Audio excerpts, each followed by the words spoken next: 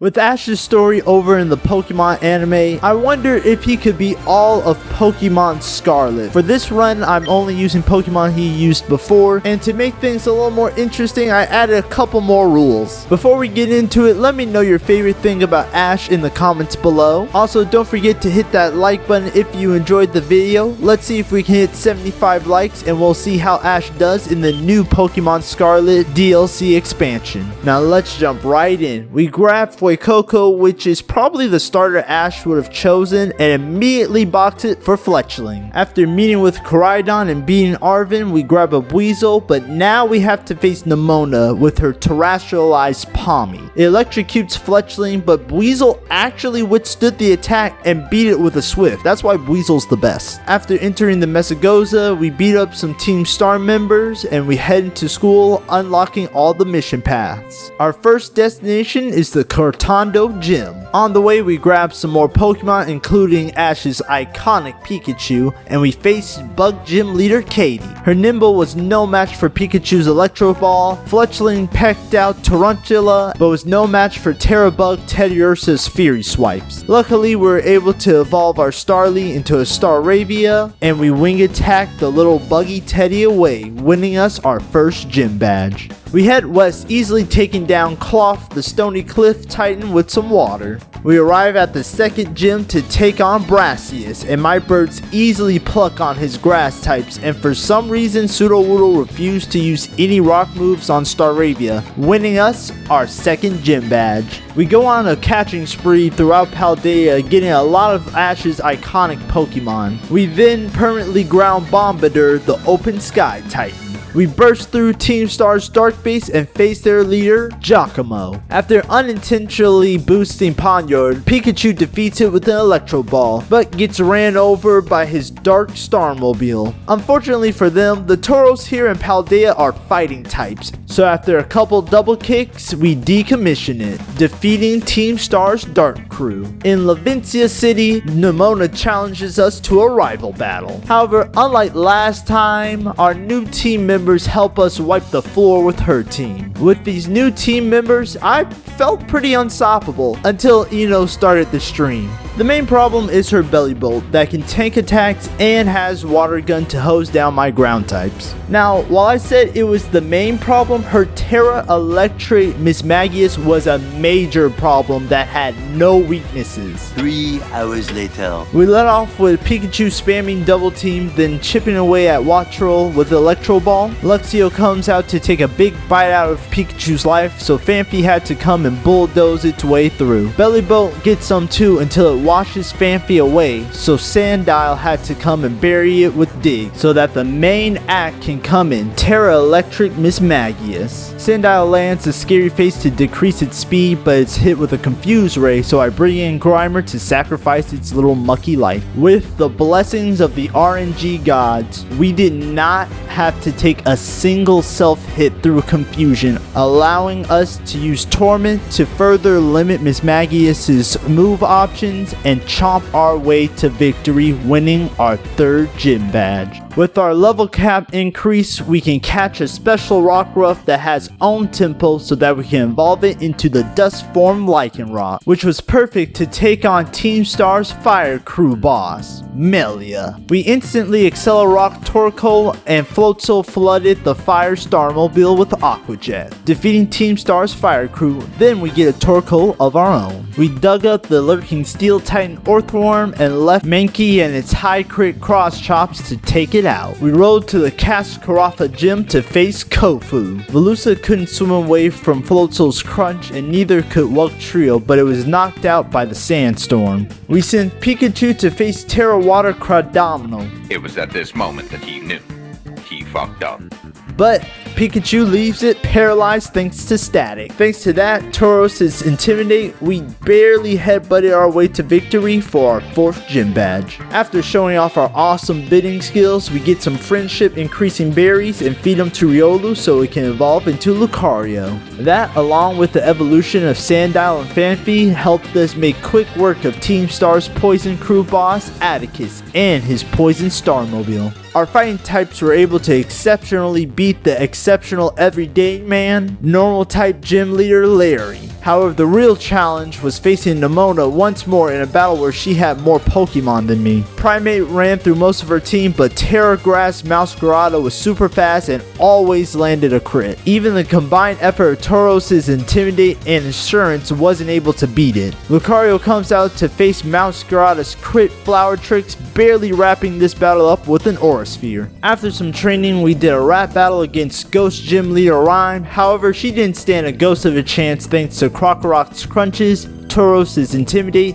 and Dolphin's Assurances. We head into the Asiado Desert to crush the quaking Earth Titan, the Great Tusk. And I realized it's not dark in ground, but fighting in ground, so the more you know. In Alfornada Town, Nemona challenges us to another rival battle, but was just light work for both Lucario and Staraptor. We step up to Psychic Gym Leader Tulip, and Crocodile goes on a frenzy, defeating all of her Pokemon thanks to its Moxie ability. We climb the snowy peaks of Glaciado Mountain to reach the final Gym Leader, Ice-type Gym Leader Grucia. Torkoal takes control of the weather with Drought to char his Frostmoth with Lava Plume. Then Talonflame uses the Sun Boost to defeat Beartic with a Flare Blitz. Tauros unleashes a Raging Bull on his Sea Titan and Terra Ice Altaria, winning our final gym badge. We make some final Pokemon catches along with some final evolutions. Muck Gunk shots its way through Ortega's Fairy Crew. Galate freeze dries the duo False Titans Dondozo and the side of Tatsugiri. And Noivern air slashes its way through Ares' Fighting Crew.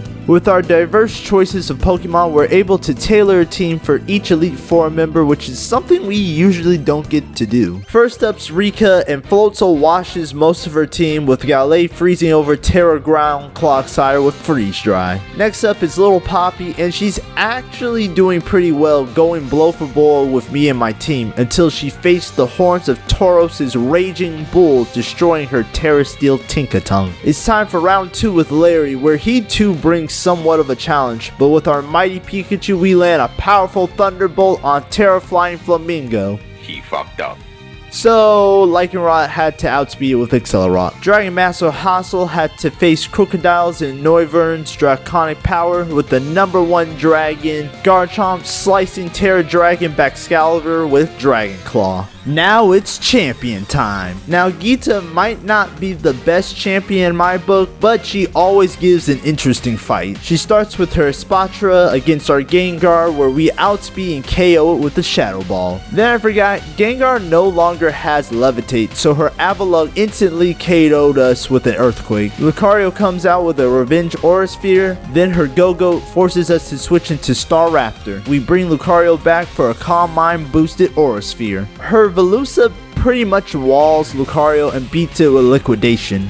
Goodra shocks it with Thunderbolt, but King Gambit avenges its fallen teammates with a Cowtown Cleave. Staraptor blitzes King Gambit with Close Combat, and then she reveals her ace, Terra Rock Glamora, and it somehow survives the combination of Close Combat and Crunches, leaving it down to Garchomp. It's a battle of champion aces where somehow her Glamora outspeeds Garchomp and hits us with a dazzling gleam. But Garchomp refuses to go down, and we end this champion battle with an Earthquake. Now that we won the championship title, we run down to the school where we face Director Clavel, who claims to be Cassiopeia, so we battle him. Once again, we almost go blow for blow, with his Terra Water Quaquaval absolutely taking control of the battle, until our mighty Goodra fries it with Thunderbolt, defeating him and forcing him to reveal that he is not the true Cassiopeia. That would be our classmate Penny. We battle, and her Pokemon were more annoying than actual problems since they kept spamming baby doll eyes. But those little cute eyes weren't gonna stop Muck's poison jabs from knocking out her Terra Fairy Sylveon. Then she has a nice little friendship reunion, ending the Starfall Street path. We head straight down to the center of the Mesagoza, where we have our final rival battle with Nemona. We start with Lucario that her Lycanroc immediately drill runs. I didn't even know that thing can learn drill run. Floatzel washes it up with with Aqua Jet, and she sends in Palmont, forcing us to switch into Dolphin to tank its double shot, where we proceed to Earthquake it. Her Gudra ice beams Dolphin, then sludge bombs Floatzel, leaving Garchomp to come out and deal with it with a Dragon Claw. Dunsparce tries to coil boost Dragon Rush us, but we end up burying it with Earthquake. However, her Earthworm survives 4 crunches and knocks out Garchomp with an Iron Tail. So Dragonite, the OG dragon, fire punches it to the ground. Her final Pokemon, Terragrass Meowscarada, was a little tricky since it knew Play Rough and could outspeed us. So Tauros came in to lower its attack with some Intimidate and then land some close combats. Not only did this allow Dragonite to survive a crit Play Rough,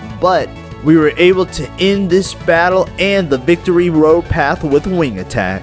Finally, we visit Arven at his mother's lab and hear her request. But before we head out to Area 0, Arven challenges us to one more battle where Heracross with one simple sword dance destroys most of his team, with Staraptor beating Terra Dart Moscow Stiff with close combat, ending the Path of Legends and beginning the way home path. Arven, Penny, and Nimona join us as we descend down to Area 0. We encounter a lot of strange Pokemon, unlock the gates to the main lab, and see what traumatized our poor Crydon. We met Professor Sada, who's actually an AI that wants us to shut down the original Professor Sada's time machine to prevent more Paradox Pokemon from coming to our time. Now personally, I don't know what's wrong with that because they're not all that dangerous or strong, but hey, to fully shut down the time machine, all we have to do is just put the book into the hole slot. So we're good, right? It's simple. No, it's not that simple. We have to first battle AI Sada, and our first round was... Gotcha, bitch. Yeah, that didn't go so well. We battle once again with Talonflame landing acrobatics on Slitherwing, destroying it. Fluttermane's up next, and we switch into Muck that not only tanks Shadow Balls but returns with Poison Jabs, defeating it. The Brute Bonnet gets its payback on Muck, so Talonflame comes in with acrobatics and finishes off with Quick Attack. Sandy Shocks faces Scarchomp in an Earthquake versus Earth Power battle where it obviously lost. However, Screamtail's Ice Punch stops us cold. Our Gengar emerges from the shadows, somehow tanking a Zen Headbug and KOing with Sludge Bomb. Now the Roaring Moon descends, with Energy Booster further increasing its power. This thing is the bane of this battle. First we tried Destiny Bond, but it was way too fast and struck us with a Night Slash. Luckily we had a backup plan. Tauros comes in with Intimidate, then we switch into Talonflame, burning it via Flame Body. Then Tauros comes right back in to not only Intimidate again, to show it the horns with Raging Bull, defeating the Roaring Moon. And this personally was my easiest time dealing with this thing. After an awesome Crydon battle where we win with the power of friendship, a tearful goodbye, and an ending on a positive outlook, Ash has officially beaten Pokemon Scarlet. If you enjoyed the video, hit that like button, share it out, and subscribe to the channel. Let's see if we can hit 75 likes to see how the new champion of Pokemon Scarlet does in the DLC. And also check out how Cynthia becomes the champion of Pokemon Scarlet with her own team by clicking the video right here. You won't regret it. And with that, this is Star Gaming's, and I will see you in the next adventure.